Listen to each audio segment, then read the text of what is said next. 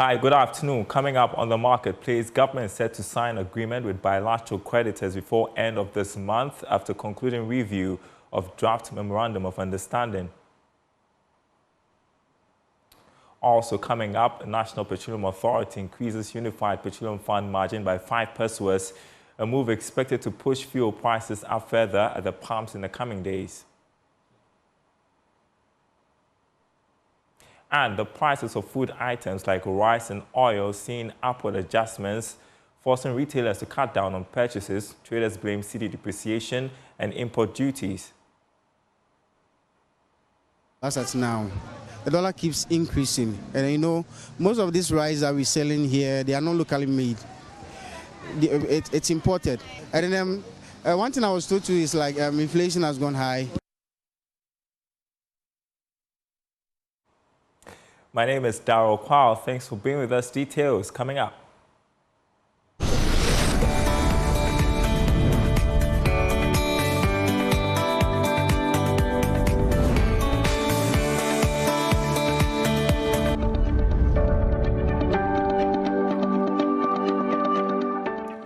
And thanks for staying with us, everyone. We begin with news that government is set to finally sign an agreement with bilateral creditors on terms for restructuring debts before the end of this month. Here's George Jaffe with the latest. Joy Business understands that government is going ahead to do this after it concluded reviewing the draft memorandum of understanding with the bilateral creditors. It is, however, not clear for now whether government has made some changes to the terms that the creditors had initially sent to the Finance Ministry in that draft document. Joy Business understands that signing this agreement could even happen before the end of this month, based on some fresh developments that have come up. Joy Business is learning that the deal could now be signed in Paris, France, with the official creditor committee instead of the initial proposals to have it in Accra, Ghana. The agreement being signed later this month with the official creditor committee will mean that government has agreed to the broad terms that would guide the restructuring of about $5 billion debt.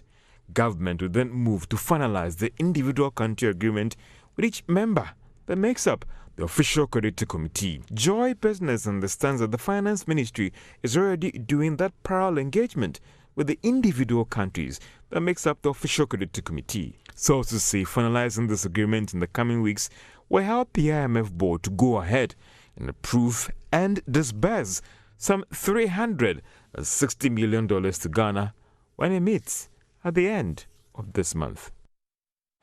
Well, on Zoom with us, Senior Finance Lecturer at the University of Cape Coast Business School, Dr. Seram Kawo. Good afternoon to you. So slowly and gradually, it appears you're finally going to get the deal signed after government's review of the draft MOU, hopefully by the end of this month.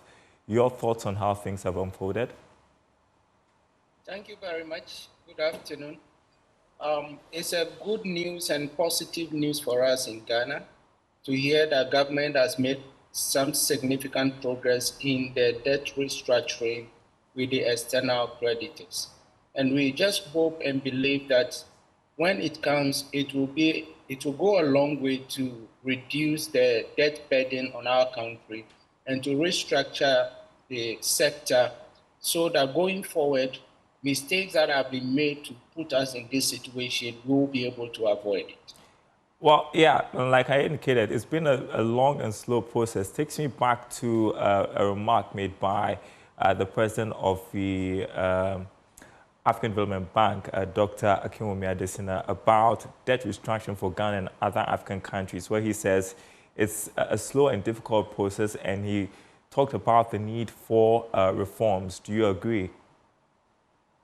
I totally agree with the assertion that it is slow, it is cumbersome, very complex, very bureaucratic for African countries, partly due to the fact that this is the first time most African countries are finding this.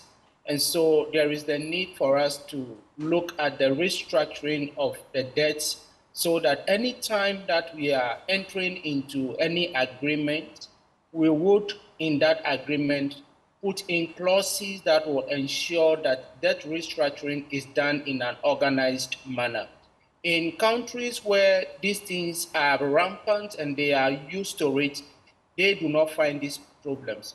And so finding it in the first time in our history makes it much cumbersome and difficult. And so African countries, especially Ghana, will learn from this particular deal and would ensure that they put in measures next time that we are going into this agreement, so that anytime there is a problem, we will just go to the drawing board and resolve the issues. Well, isn't this easier said?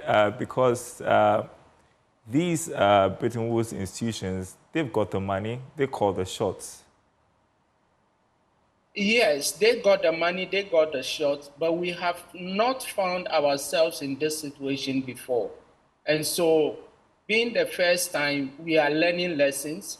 And once we learn the lessons, we then sit with them to see how best we can restructure the debts, and then make sure that any time that we are entering into any agreement with any external institution and domestic investors, we would make sure that there is a clause in that particular agreement that talks about debt restructuring and how the restructuring will be done. You know, proper preparation prevents poor performance. And so when you are able to discuss these issues prior to the signing of the agreement, you take preemptive measures, and that will not inure to the detriment of either party in the agreement. Meantime, at the end of the meeting, the African Development Bank's annual meetings, they've got this projection for Ghana for 2024, 3.4% growth, compared to 2.8 earlier forecast. Your thoughts on the projection, how feasible it is, and what are the risks to achieving that? Yeah, the projections, as we have seen, is positive, is good for us. It gives us the indication that there has been some amount of confidence that is being reposed in the Ghanaian economy. We also hope that this positivity would not be affected by external shocks, foreign exchange currency depreciations. So government takes prudent measures to make sure that the fiscal measures that they put in place are working. The financial sector, very vibrant, and they control inflation that we have. In that way, we will be able to benefit from the projections that have come up. Dr. Sarah Mkawo, a senior finance lecturer at the University of Cape Coast Business School, appreciate your time with us this afternoon on The Marketplace. Well, turning to other news for you, consumers are likely to pay more for each liter of petroleum products in the coming months. This is after the National Petroleum Authority, in a circular issued on May 30, 2024, and seen by Joy Business, directed the various players to increase a unified petroleum fund margin on some products from the 1st of June this year. Now, based on this directive, the margin on diesel and petrol has been increased by 5 pesos to 90 pesos. Prices of petroleum products were expected to go up this week. However, based on this development, we may witness a higher than expected adjustment at the pumps, but this will be dependent on whether the oil marketing companies will absorb this cost or pass them on to consumers.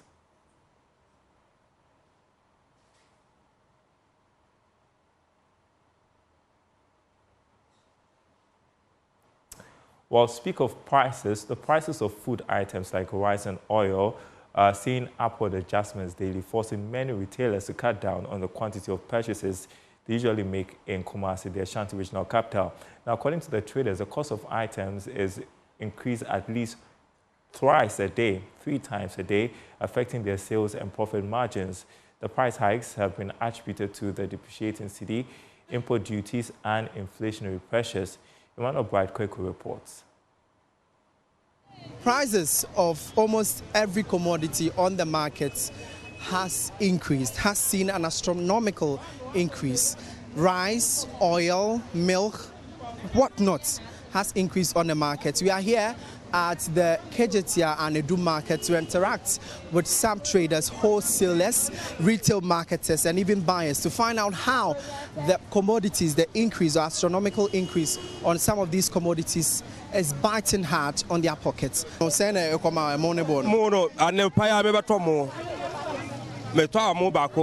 Madam Hokabaya 50 cedi. I want me batoy. Ebia 30 na daso. Amo so sa. Just this morning, I came to buy rice. When I returned to buy another, they said they have increased it by 50 Ghana cedis. The prices increase at least thrice in a day. We say 20, 16. A brochure. But I'm on auto the Mawabusa and auto a tongue. Yeah, the quite long journey. But over far, I say 50 bars. But to make it 30 bars. And so. First, I said to Sikaso so come there, but they said they ekite Sikaso come there. They promised to make things better. We have money, but we cannot buy anything. I have to add the cost of transportation to the items. But they say money is 7.3. They say me quite something to go 8.3 because me in and out. And my intimate home, and tears. Someone team one of bonus, Ghana there. I want to learn a by a best. You see, the crab Kuskanasa. $dollars in the cost. We are incurring losses. We have no money now. Miss Mabams Mayday, Meltuesa market and quite tidy. Yantori. Obi credit me jeto. People come here and return without buying anything because they may have budgeted for a particular amount, but when the prices are increased, they cannot buy anything. Do you think the government is not doing enough to ensure that our commodities on the market are well priced for everybody to consume? Oh, me, what I can say is now is that I can't blame the government. Like, I can't put everything on the government, but they should try their possible best to do something about it so that the prices will go down. I have this wholesale manager to interact with him on how the prices of the commodities keep changing even within a day. The dollar is not stable as at now. The dollar keeps increasing, and you know most of these rice that we're selling here, they are not locally made. It's imported. And then one thing I was told to is like inflation has gone high, and then duties. Duties, I think they have increased from 11% to 20%. And if that is supposed to happen, it means the price of the commodities will also have to go up. You rightly mentioned that you are importing some of these items from outside. Why are you not purchasing the locally made ones? This is not the only place. You can go around different shops. You not get the locally manufactured products there. It's not in the markets. It's hard you come by them. Yeah, and then that one too, I was told it keeps increasing. Though it's manufactured locally, but the price also keeps increasing. So we have been interacting with some buyers and marketers, and even those who retail sellers here at the PZ market right here at Doom, and they have been telling us how the prices of commodities on the market is adversely impacting their business, and they are hoping that the government can actually do something about it. Reporting from here at the PZ market in Edum, my name is Emmanuel Brightby. Well, away from that, stakeholders in the aquaculture industry have been urged to take advantage of the African Continental Free Trade Area. Speaking at the Aquaculture Awards 2024, Executive Director of Tarzana Enterprises, Zaid Hamoy, emphasized that Ghana is not the only one facing value chain disruptions, hence industry players need to turn challenges into opportunities to enable them tap into prospects beyond Ghana. The Aquaculture Event 2024, organized by the Chamber of Aquaculture and its partners, was crowned with an awards ceremony. While delivering his speech, special guest for the Aquaculture Awards 2024, Ziad Hamoui, indicated that the African Continental Free Trade Area is a catalyst for trade. Hence, value chain actors need to be proactive rather than wait for collaborations to find them. Ghana is not the only country to have challenges that have to do with value chain disruptions or inflation or price increases. It cuts across the continent. And so we have to look at it from this particular lens. The AFCFTA itself is not a magic wand.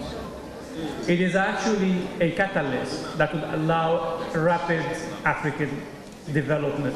But it has to also keep in mind the fact that not only should you focus on creating one large market, but you should focus on manufacturing and producing more of African goods to trade for in the first place. And the final point is about the importance that this particular event emphasized on collaboration. And I mean, the theme of this conference is about your conference is about stakeholder collaboration, and I think that is very appropriate because eventually networking, engaging, sharing ideas and learning are what will help not only the industry and its players to become stronger, but also the country itself to become more competitive in this industry. Chair of the Aquaculture Awards Committee, Dr. Winnie Sowa, indicated that the awards ceremony seeks to acknowledge and celebrate the efforts of stakeholders in building a sustainable and inclusive industry. We must also acknowledge the challenges that lie ahead. Climate change, environmental degradation, and socioeconomic disparities continue to present formidable obstacles to the sustainability and resilience of aquaculture systems worldwide. Nevertheless, in the face of these challenges, we find opportunities to innovate, collaborate, and pave the way for a more sustainable and inclusive future. The awards we present tonight stand as a testament to the unwavering dedication and collective effort of scientists, farmers, policymakers, and industry leaders who are diligently working to address these challenges and drive positive change in the sector. The overall award, Aquaculture Cage Farm of the Year, was won by Tropo Farms. All right, it's time for the exchange on the marketplace, and this afternoon we are exchanging ideas on branding. And according to a new Brand Africa report, despite 64% of Africans expressing confidence in the continent, only 14% are loyal to African brands. Just like you see, only 14% of Africans are loyal to African brands. Also says that South Africa's MTN retained its position as the #1 most admired brand in Africa. This is based on research by Brand Africa. If we could pick up the next slide, it says Nike is #1 brand in Africa for the 7th consecutive year. South Africa, Nigeria, United States, China, and Kenya are the top 5 countries perceived to contribute to a better Africa, according to the survey by Brand Africa. So why are Africans not loyal to our brands, and what can we do, or what can you do to improve on your business brand? Joining me for the exchange is Dr. Ibn Khailan Abdulhamid, who is head of the marketing department of the University of Professional Studies, Accra. Thank you so much for joining us there. So what do you make of the Brand Africa report suggesting only 14% of Africans are loyal to African brands? Does it surprise you? Thank you so much, and good afternoon to all our viewers. Yes, it doesn't surprise me because branding is an investment, and we expect firms in Ghana and in Africa to invest in brands. So if you look at, I'm not surprised Nike, I'm not surprised MTN. Look at the amount of investment that they put in their brands. As of today, MTN, we still hear MTN on radio, we see MTN on TV. When you drive around Accra, you find MTN billboards here and there. So the level of investments these companies put in brands reflects in why they are #1. That's my preliminary comment. Yeah, and I also find it interesting that 64% of them are confident in, or have expressed confidence in, African brands, but are not willing to patronize. How do you explain that? Yes, so when we talk about investing by companies into their brands, a number of activities are expected to be done. So one, yes, so you need to create awareness for your brands, which a number of brands are doing. You need to also create experiences, memorable experiences. You need to ensure that people get what you promise them that you're going to do for them. Remember that the difference between a product and a brand is about the experiences you give to people. So yes, the product could solve the problem, but what experience did you leave? Are people excited after using your product? So the investment is across the entire service touch points that the firm has with the customer. Indeed, MTN might have their own challenges after serving us over these years. But you see a deliberate attempt trying to influence, from a management point of view, trying to influence our experiences. So yes, we would be happy with them. There are a number of brands growing up we all saw in Ghana, or we know the names, but what was the experience with these brands? So some of them, yes, we are aware of them, but when we have a foreign brand, we will prefer or trust the foreign brand to this local brand. You go into medications, you go to shops today to buy a drug. You have Ghanaian brands there, and you have foreign brands. What's the perception out there? So if you have money, you buy the foreign brand, because the perception is that the foreign brand might be more efficient in solving your problem than the local brand. So I am not surprised at all. I think that this should be a wake-up call to Ghanaian managers, to Ghanaian brands, to African managers, to African brands. If we indeed want to, to have a favorable response from our own local market or target audience, then we need to invest a lot in these, our branding activities. All right, a few questions for you this afternoon we want you to answer. This first question says, why do I need to create a brand when I already have a customer base? Yes, so when you have a customer base, you sell to them, they may know you by a name, but is that the name you want them to know you by? We all bought food from some locations and we call it by our own names and not the name the person wants us to call it by it. So if you have a customer base, it doesn't mean you have a brand. You need to deliberate about building a brand. So we will encourage you. If you have a customer base, that's even easier, because you will gradually inform this customer base. And in fact, you can even get their views in building the brand you want to do. And because they already trust you, because that is why they are your customers currently, they may easily accept you and support you in building that brand you want to be. So my point is that having customers, in fact, products have customers, products out there which are not brand, they have customers. So having a customer base cannot be equated to having a brand. However, having a customer base can be leveraged to build a solid brand. Next question, how do I increase brand recognition?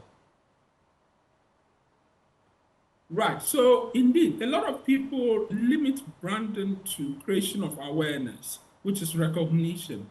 Yes, it's an important pillar in branding, and I don't want to be more academic, but in building brand, creating awareness of the brand is crucial.